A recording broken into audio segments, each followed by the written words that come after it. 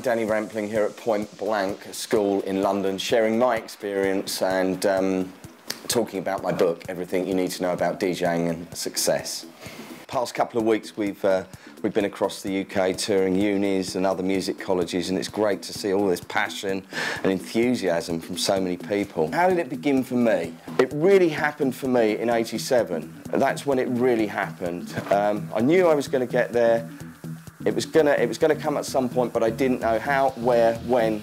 And I went to Ibiza on a holiday with Paul Oakenfold and Nicky and Johnny Walker, and I heard house music for the first time. This new music fused with indie, pop, rock, Detroit techno, acid house. Pirate stations in London, Jazzy M and Steve Jackson were playing this music, Colin Faver, but it really hadn't broken in London at that time on a major scale. And at that point, I knew, well, this is where my musical journey is going to really start now. I created a club in a basement where 4 years before I played at an engagement party for somebody, and knew that that was going to be a venue that I was going to play music in. I'd kind of visualised, one day I'm going to come back here, I'm going to be playing music in my own club here. I think it was about the spring of '88, Heaven nightclub in London, they were playing house music at a club called Pyramid. I'd been visualising to play in this booth. It used to be up in the heavens, and I was visualising, I really want to play in that booth, I'm really going to play there.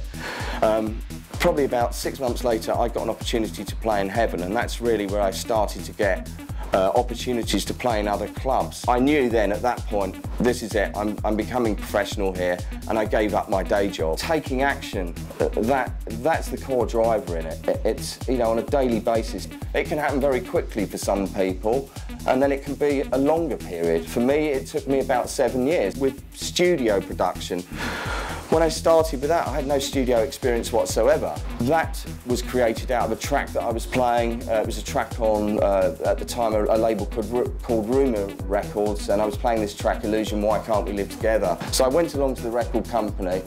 I spoke with the A&R guy then. I said, I'd really like to remix this record. And he said, well, actually, we'd really like you to remix it, because we know you're playing it.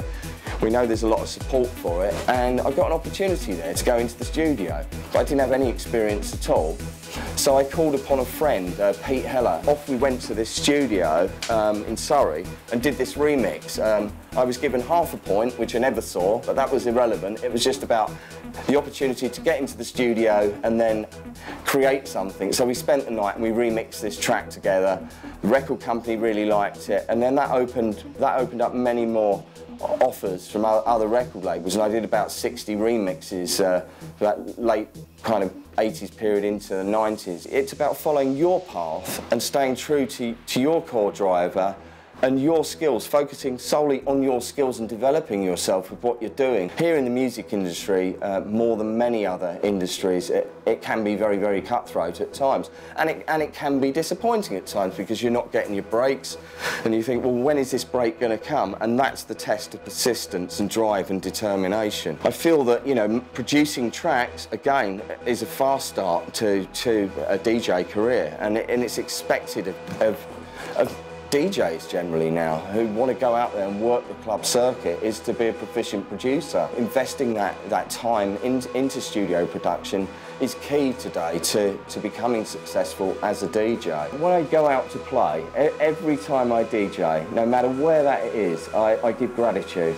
that a promoter has booked me out of thousands of DJs to come and play on that night. It's very important to me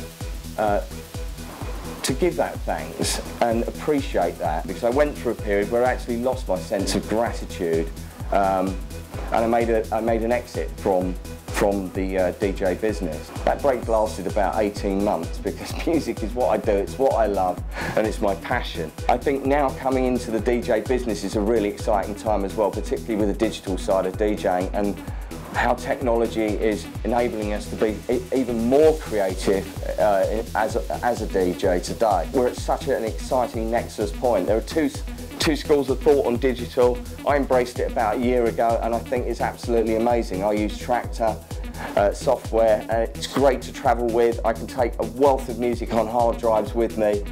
Very exciting for you guys coming into this business at this point. Starting out playing on vinyl, there not being a wealth of information out there. We didn't have the internet then, there wasn't lots of books to read, there wasn't lots of YouTube videos, courses, music schools at the time, and how this whole industry has progressed and developed is amazing. You're really at an exciting point of change in this business, and it's you guys that are driving it here on.